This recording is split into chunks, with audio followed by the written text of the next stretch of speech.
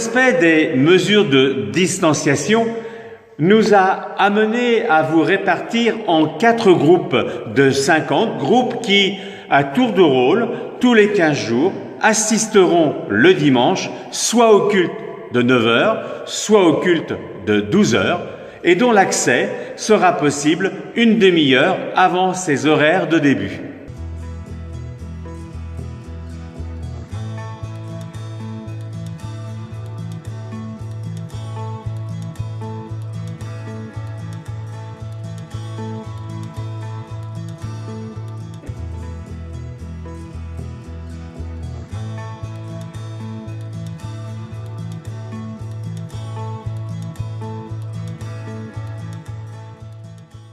Je suis heureux de me retrouver ce matin en présentiel avec vous, mes frères et sœurs, qui êtes présents devant moi ce matin, et en esprit avec ceux qui, au moyen du visionnage de cette vidéo, ne peuvent l'être à cause des mesures de distanciation qui nous sont imposées. Ce matin, c'est notre frère Thierry Noël qui va nous conduire dans des chants de louanges, et avant de lui laisser la place, eh bien, demandons à Dieu de bénir ce culte de ce matin. Mon Seigneur et mon Dieu, c'est avec joie que, mon Père, je retrouve mes sœurs et mes frères pour venir célébrer, bénir ton nom et te glorifier ce matin. Vraiment, Seigneur mon Dieu, ma prière, c'est que, mon Dieu Père, tu puisses, par ton esprit, parler à chacun d'entre nous. Que tu puisses, Seigneur mon Dieu, ce matin, Seigneur, restaurer notre âme, et que vraiment ta bénédiction soit sur nous. Oui, que louange, grâce et gloire te reviennent, dans le beau nom de Jésus-Christ, notre divin Sauveur. Amen. Heureux de nous retrouver et de pouvoir célébrer l'Éternel, celui qui était, qui est et qui vient. Nous sommes aujourd'hui dans sa présence et nous aimons chanter, glorifier, élever notre Père, notre Dieu. L'Éternel est mon berger. On est prêts à chanter? Ensemble.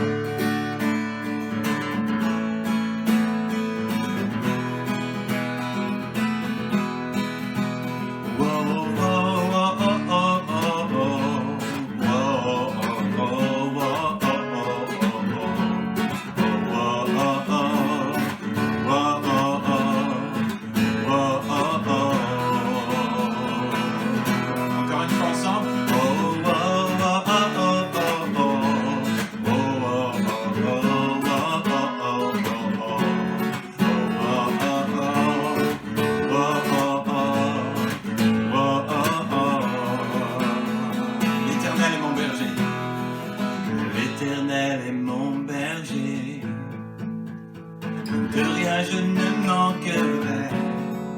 Oh mon âme, chante mon âme, pas à pas il me conduit, au bord des eaux calmes je le suis. Oh mon âme, chante mon âme, oui toujours le bonheur et la grâce m'accompagneront devant sa face, dans sa présence, tellement de joie, tellement de joie. Et tant qu'il se trouve auprès de moi, aucun mal mon âme tu ne craindras. Et dans son temps, je reviendrai, je reviendrai.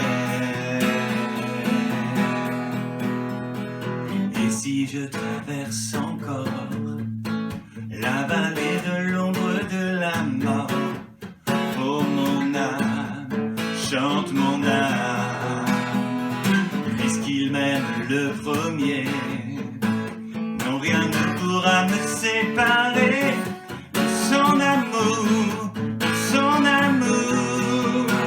Oui, toujours le bonheur et la grâce m'accompagneront devant sa face, dans sa présence, tellement de joie, tellement de joie.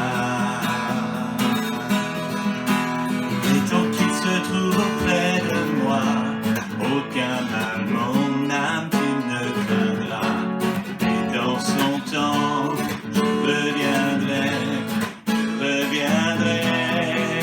Yahweh, Yahweh, Yahweh, fais briller sur moi ton soleil. Yahweh, Yahweh, lumière chasse au loin les ténèbres. Yahweh, Yahweh, parole éclaire mon sentier. Yahweh, Yahweh, Yahweh. Bientôt il viendra me chercher, et dans sa maison j'habiterai. Oh mon âme, chante mon âme, sans cesse jusqu'à son retour. Mon âme chante son amour tous les jours, tous les jours. Et toujours le bonheur et la grâce m'accompagneront devant sa face. Dans sa présence, tellement de joie, tellement de joie. Et tant qu'il se trouve auprès de moi, aucun mal, mon âme, tu ne craindras. Et dans son temps, je reviendrai, je reviendrai. Yahweh, Yahweh, fais briller sur moi ton soleil. Yahweh, Yahweh, lumière chasse au loin les ténèbres.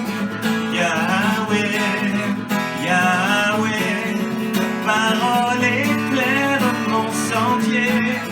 Yahweh, Yahweh, Yahweh.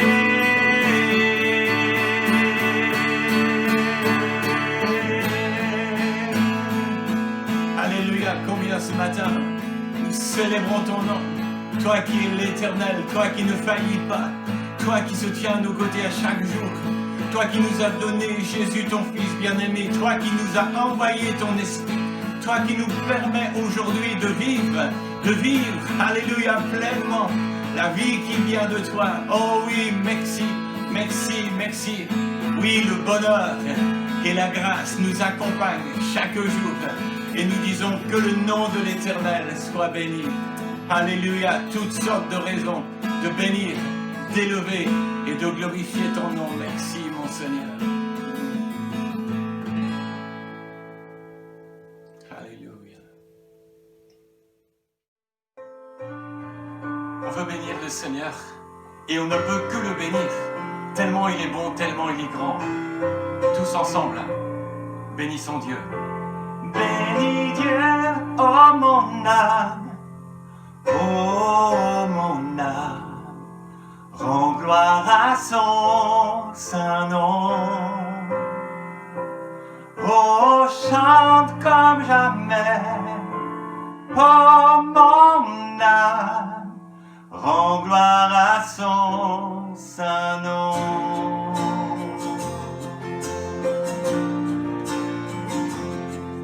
Voici l'aube d'un nouveau jour. Pour toi un chant doit s'élever devant ce qui m'attend et ce qui pourrait arriver. Qu'à la fin du jour je te chante encore.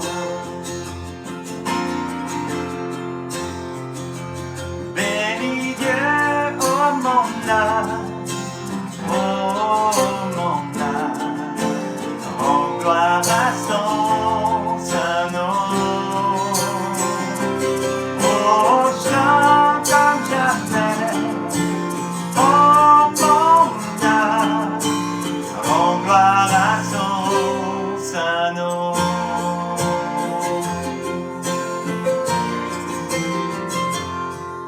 Il chante à la colère, ton nom est grand et ton cœur est bon. Je ne cesserai de chanter tes bontés. J'ai des milliers de raisons pour louer.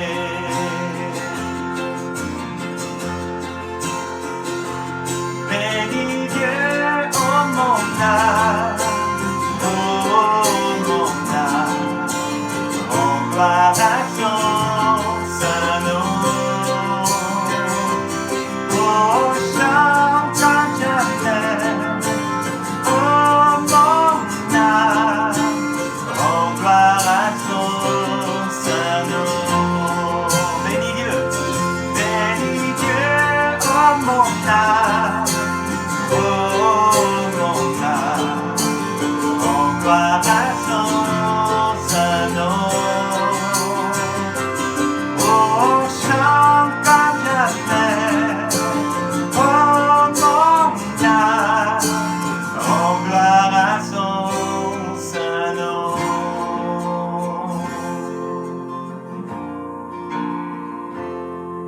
Un jour viendra, je n'aurai plus de force. Mon heure venue, la fin sonnera. Pourtant mon âme chantera tes louanges. Pendant des milliers d'années, oui, sans fin. Bénis Dieu, oh mon âme, oh mon âme, rends gloire à son saint nom. Oh, chante comme jamais, oh mon âme, rends gloire à son saint nom. Rends gloire à son saint nom, oui. Rends gloire à son saint nom. Bénis Dieu, oh mon âme, oh mon âme, rends gloire à son saint nom. Oui, chante-le avec moi. Oh, chante comme jamais, oh mon âme, rends gloire à son saint nom. Rends gloire à son saint nom. Rends gloire à ton nom, Seigneur, oui. Je bénis ton nom, Seigneur. Je rends gloire à ton saint nom. Avec mes frères, mes sœurs, je bénis ton nom. Tu es grand, tu es saint, tu es digne, digne de nos louanges. Éternel Dieu, toi, roi saint, je bénis ton nom. Bénissons ton nom chaque jour, Seigneur. Je bénis ton saint nom, mon Dieu, élevé, glorifié à jamais. Oh, chante comme jamais, oh mon âme, rends gloire à son saint nom.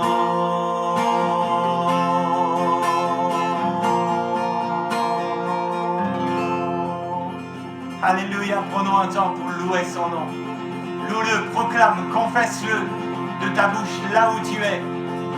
Oh, nous confessons ton nom. Nous confessons ton nom.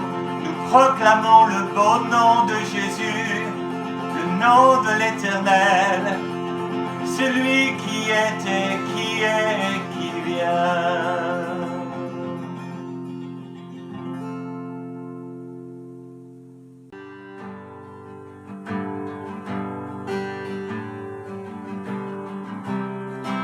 Seigneur, tu es notre espoir,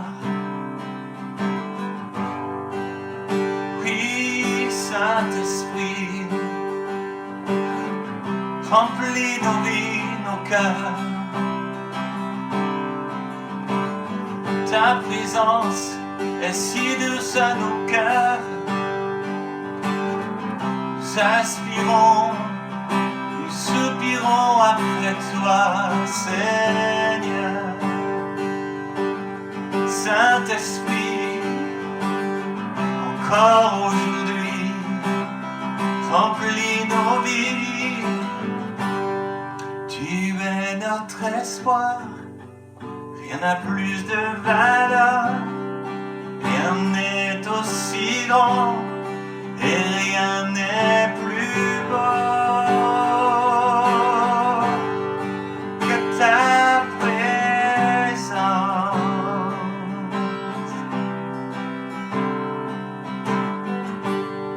J'ai vu, j'ai goûté l'amour le plus doux. Mon cœur est enfin libre et ma honte disparaît. Pour ta présence.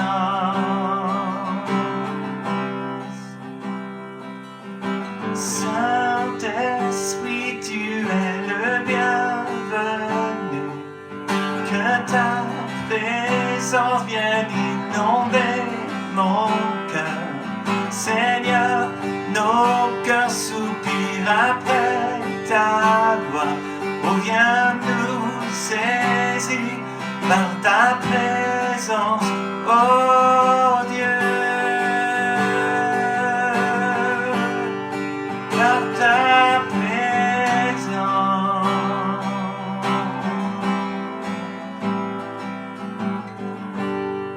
Tu es notre espoir.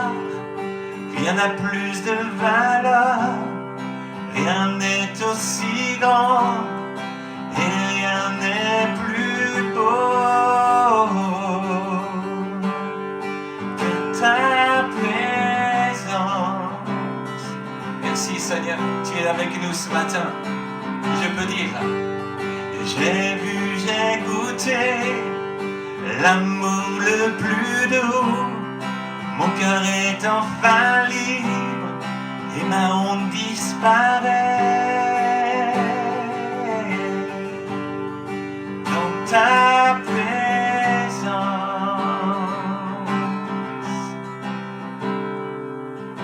Saint-Esprit, tu es le bienvenu. Que ta présence vienne inonder ce lieu. Seigneur, nos cœurs soupirent après ta gloire. Oh, viens nous saisir par ta présence. Oh Dieu, Saint-Esprit, tu es le bienvenu. Que ta présence vienne inonder ce lieu. Oh, viens nous saisir par ta présence. Seigneur, Seigneur, oh maintenant, dans ta présence, oh oui Seigneur, nous avons besoin de toi, nous désirons ta gloire. Seigneur, inonde ce lieu, nos vies encore. Maintenant, Saint-Esprit, manifeste-toi au milieu de nous. Par ta présence.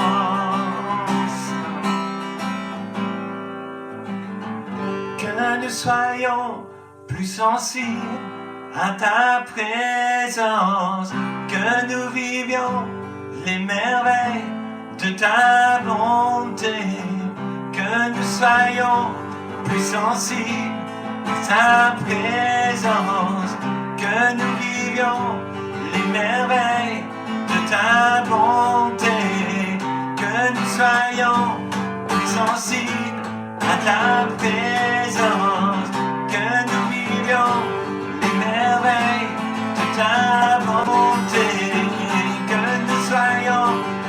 sensibles à ta présence, que nous vivions les merveilles de ta bonté.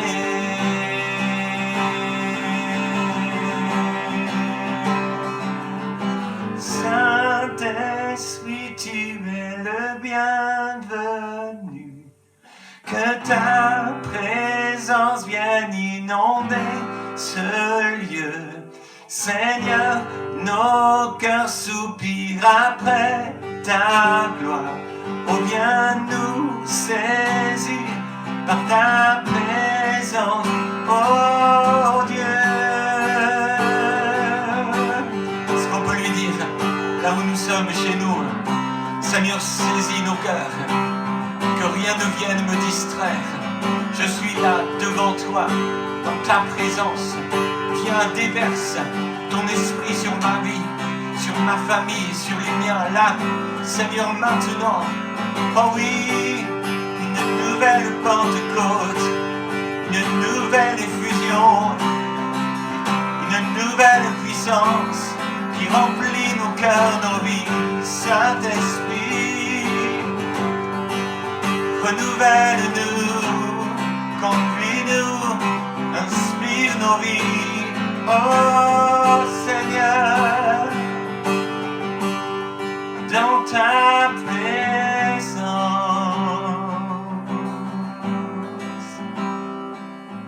Saint-Esprit, tu es le bienvenu, que ta présence vienne inonder ce lieu.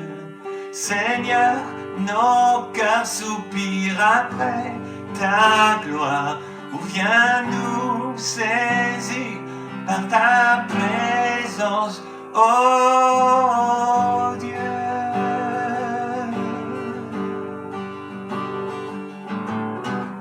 Alléluia, alléluia. Saisis mon cœur, saisis mon cœur. Remplis-moi de toi, Seigneur.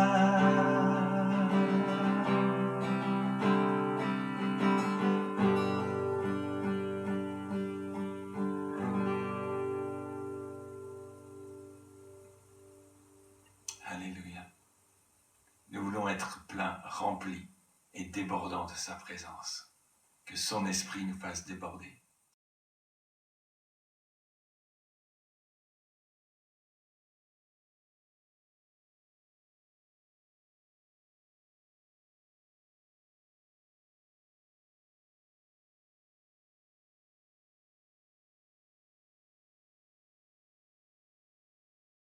Ce matin, je vous invite à ouvrir avec moi votre Bible pour faire une lecture dans le deuxième livre des Rois, au chapitre 5 et à partir du verset 1er. Deuxième livre des Rois, au chapitre 5 et à partir du verset 1er.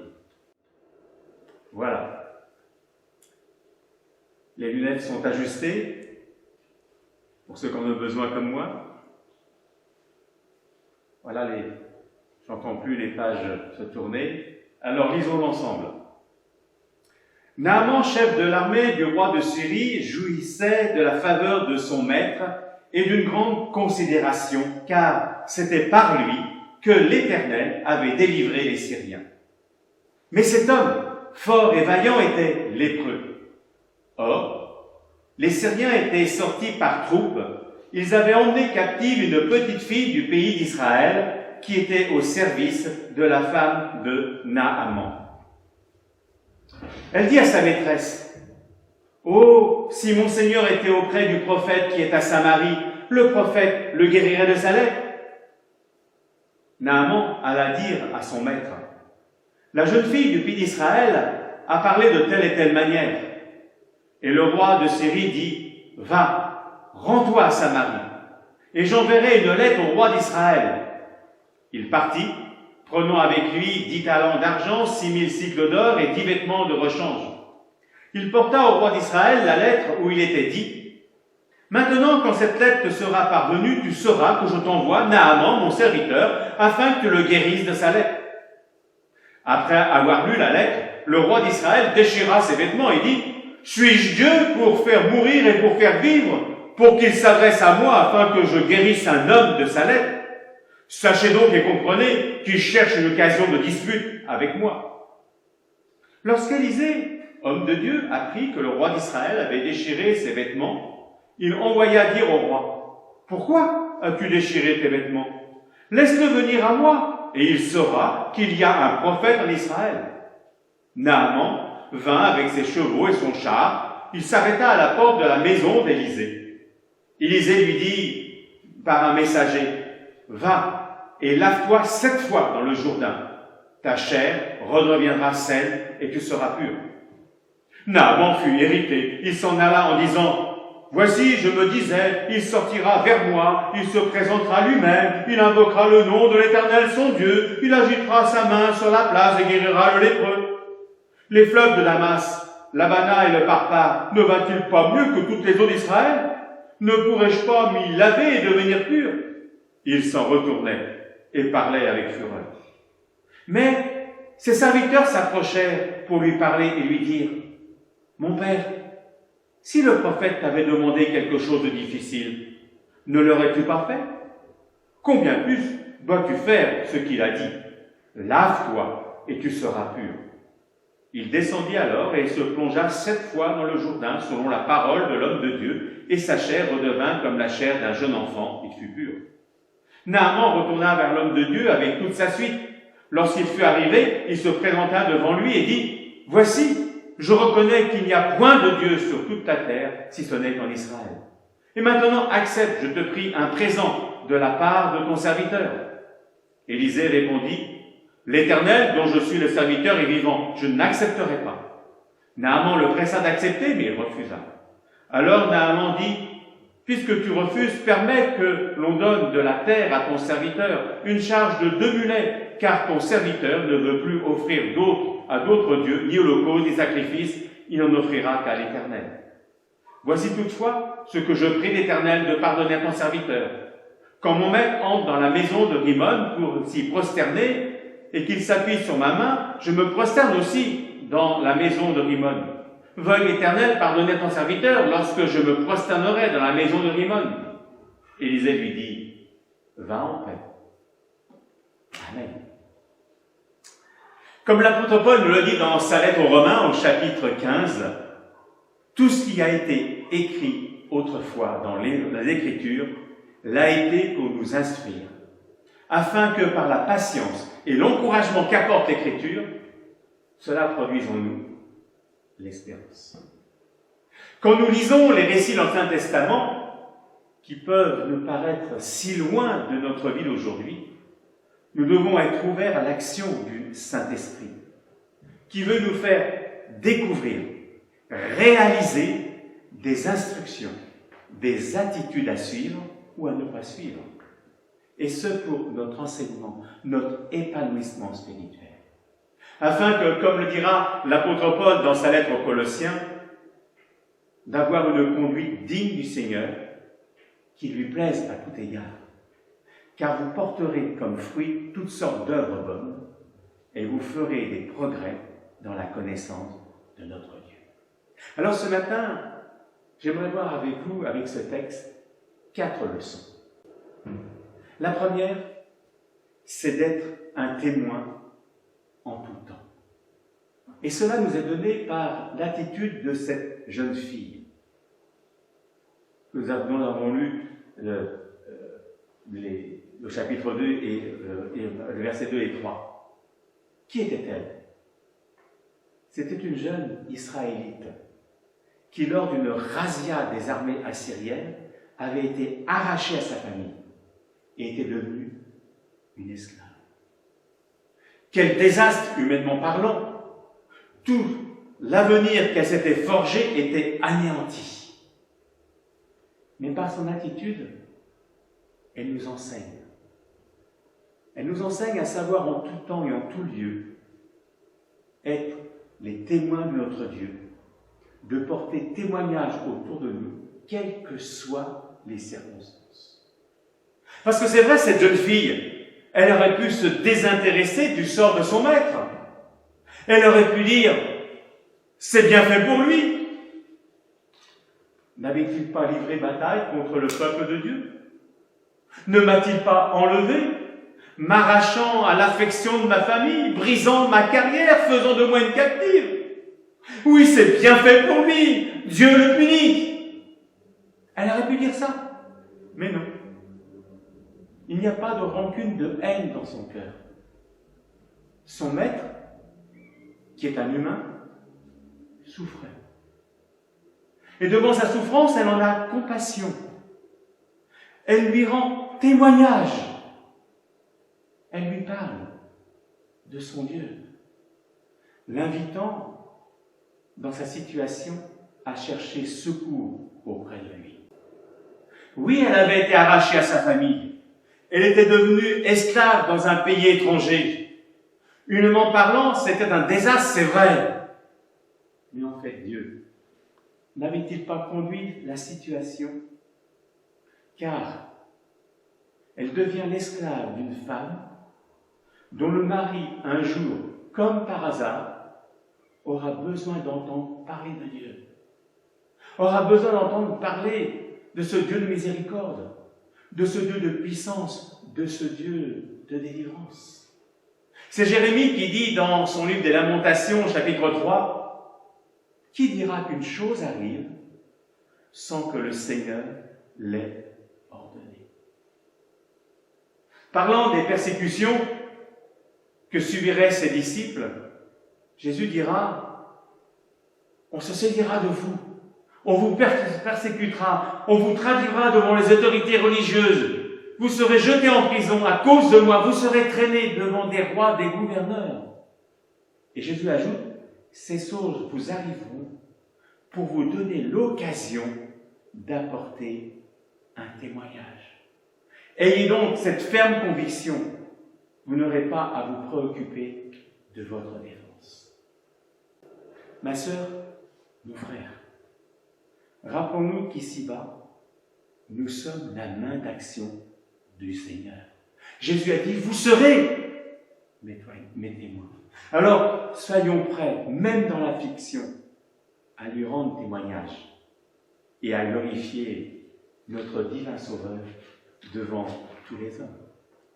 Ma sœur, mon frère, réalise que si tu es enfant de Dieu, vivant bien sûr conformément à sa volonté, si tu as dans ton cœur le désir de le servir, alors réalise que tout ce qui t'arrive ne sera pas l'effet du hasard.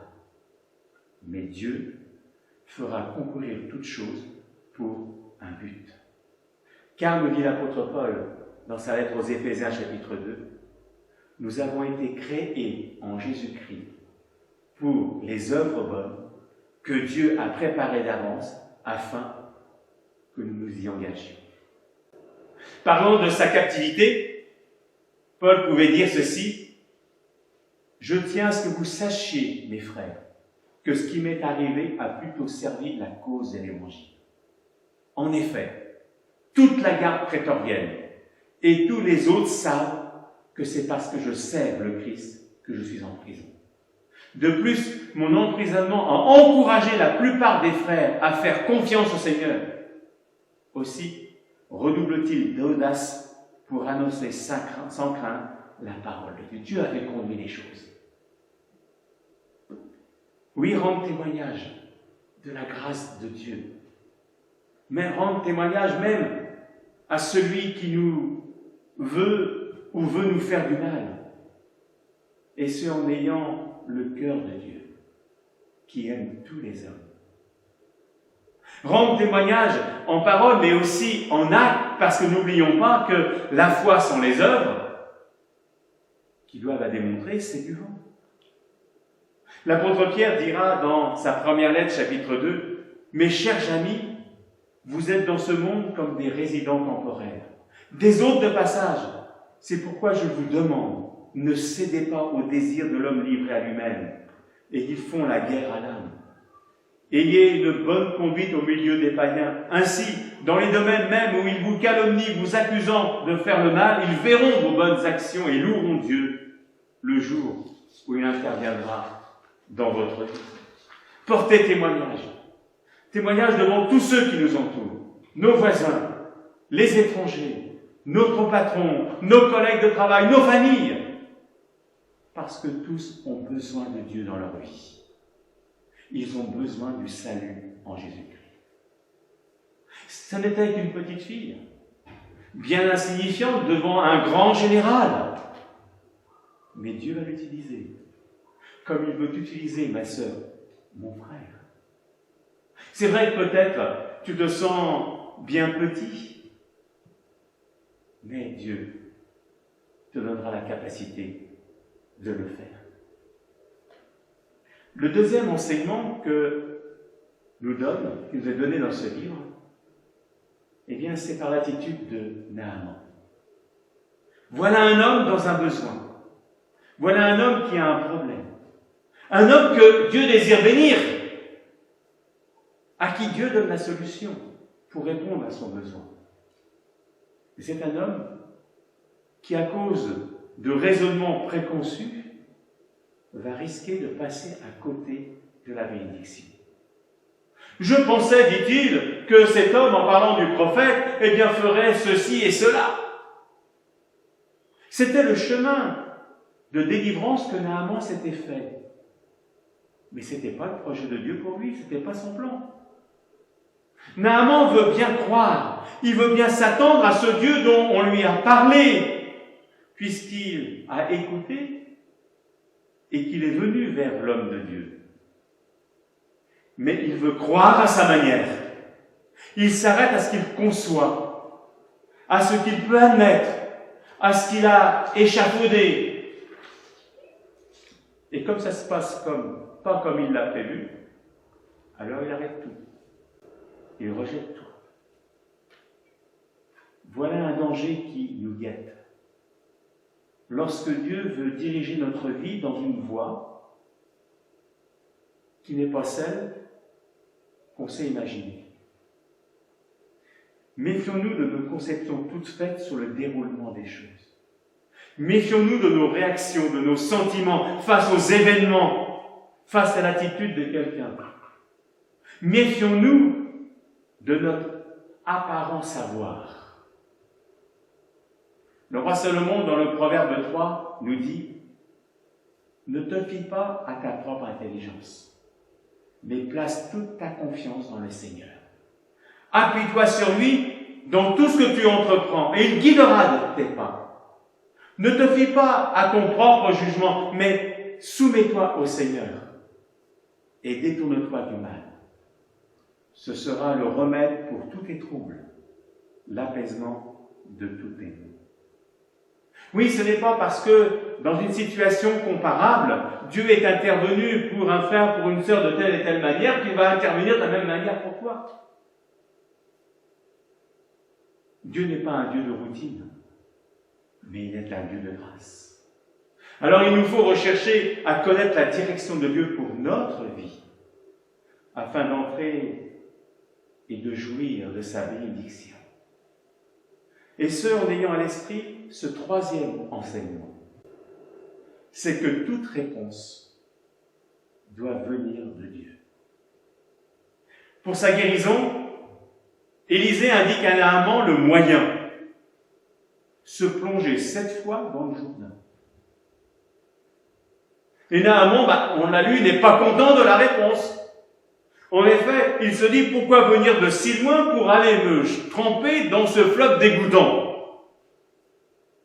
C'est vrai que l'Abamar, ce fleuve de Syrie, était renommé pour sa pureté. Mais il était en territoire ennemi. Le Jourdain est un aspect différent, mais c'est sur le territoire du pays de la promesse. Les hommes de ce monde font des actions dans leur vie professionnelle, familiale, sentimentale.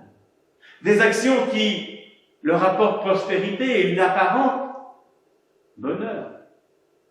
Ils ont une vie, un train de vie peut nous faire envie et qui nous amène à douter parfois de notre rectitude, comme sera le problème du psalmiste Asaph dans le psaume 73, lorsqu'il dit « C'est donc pour rien que je me suis resté honnête, que j'ai lavé mes mains en signe d'innocence. Tous les jours, j'endure toutes sortes de peines. Chaque matin, je suis au supplice. » Il disait ça en regardant le bonheur apparent des méchants. Mais ce que faisaient ces hommes dont le Asaph regardait les actions, ce que faisaient ces hommes était en opposition avec ce que Dieu enseigne.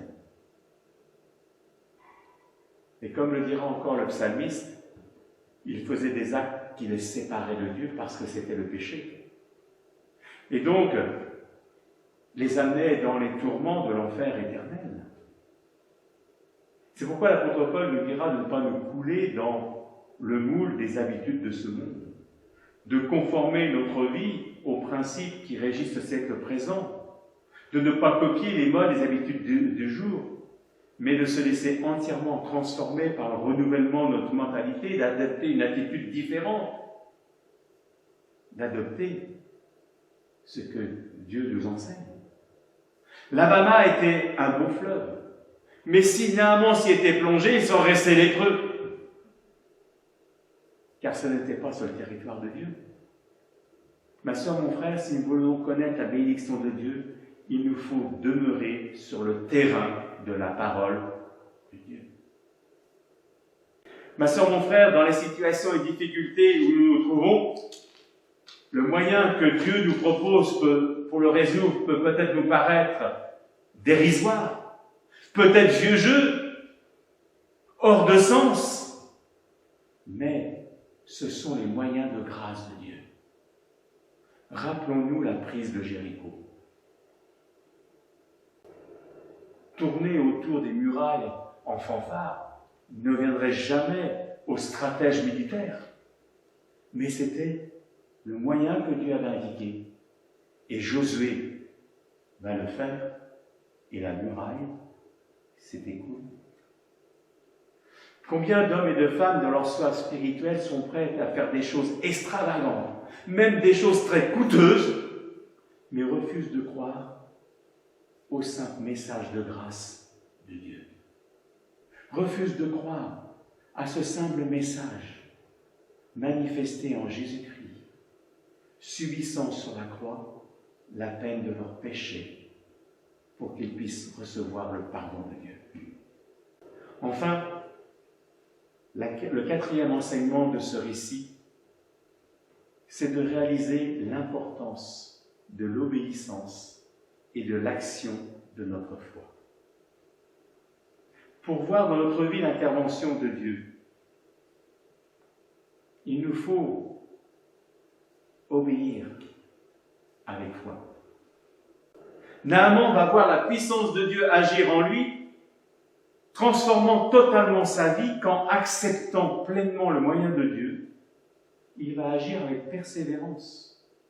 Comme Élisée lui avait dit, « Va au Jourdain et trempe-toi 7 fois dans le Jourdain, et la 7e fois, tu seras guéri. » Réalisez qu'est-ce qui se serait passé si Naaman s'était arrêté à la 6e fois.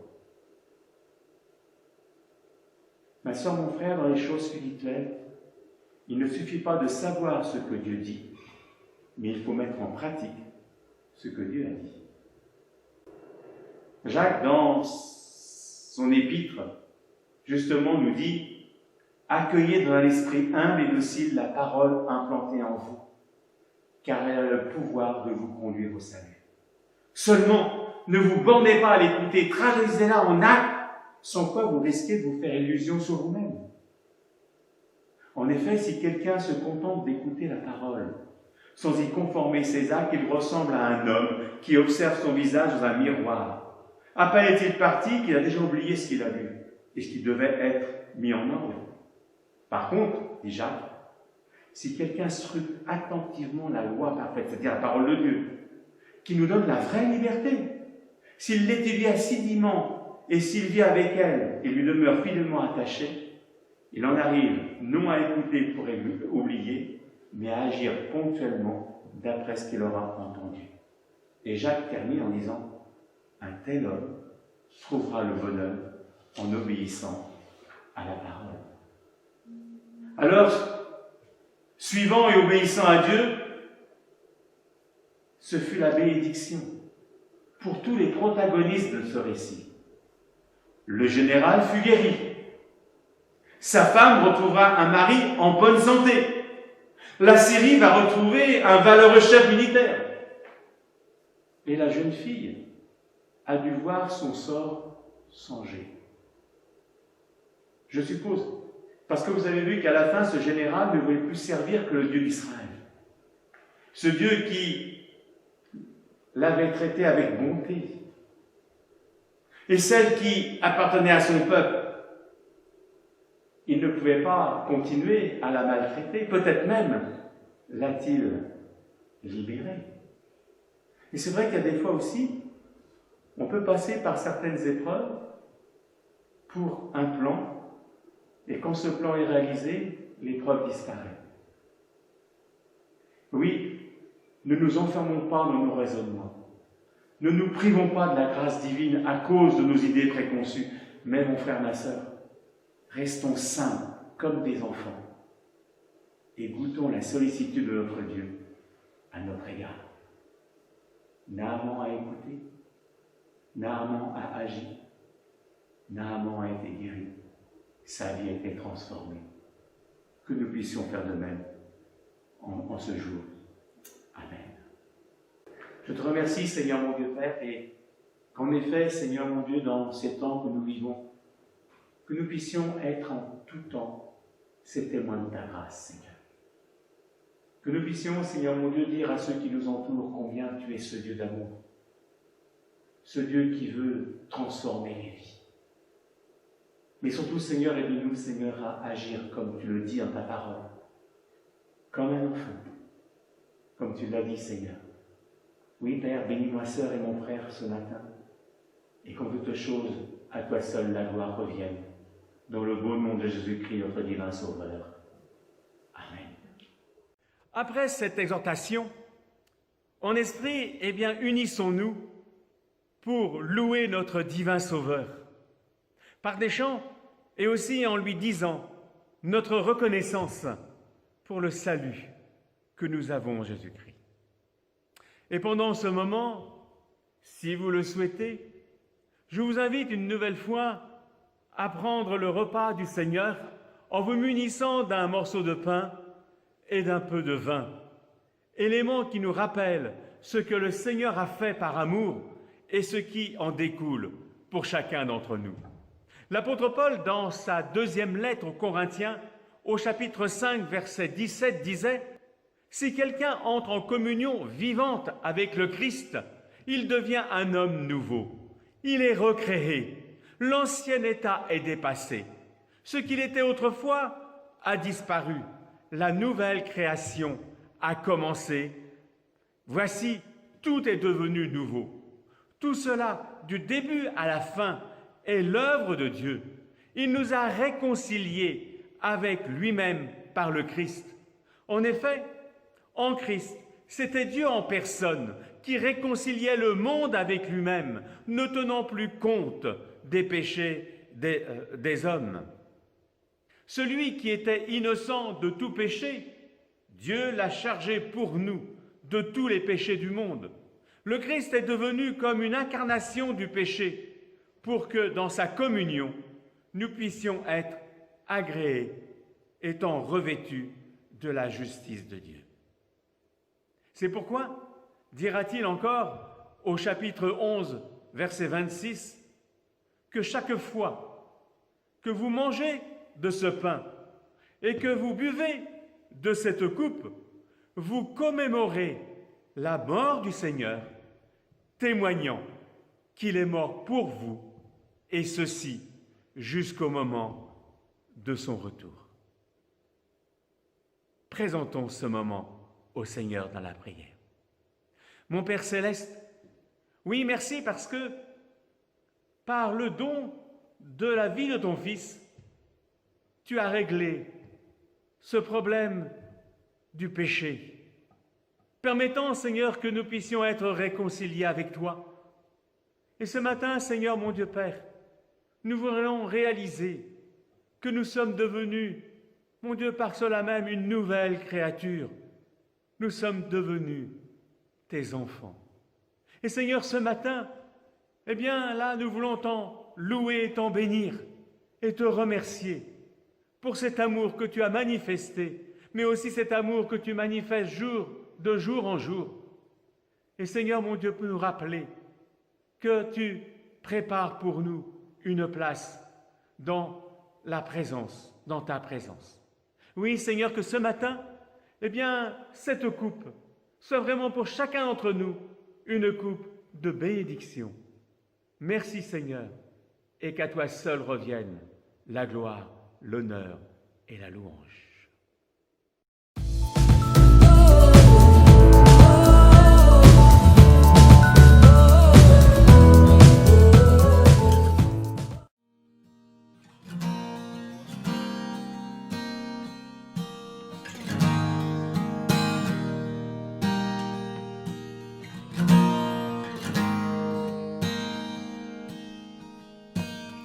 Quand les épreuves me font douter de toi, ta voix soutient mes pas.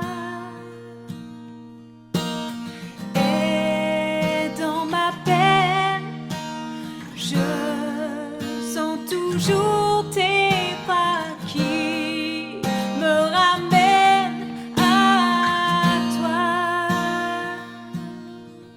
Oh, oh, oh.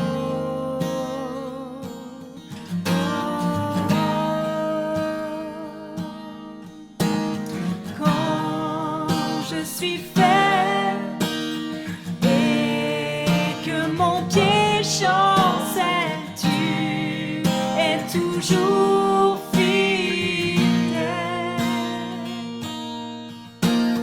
Car à chaque heure, ton esprit me rappelle ton alliance éternelle.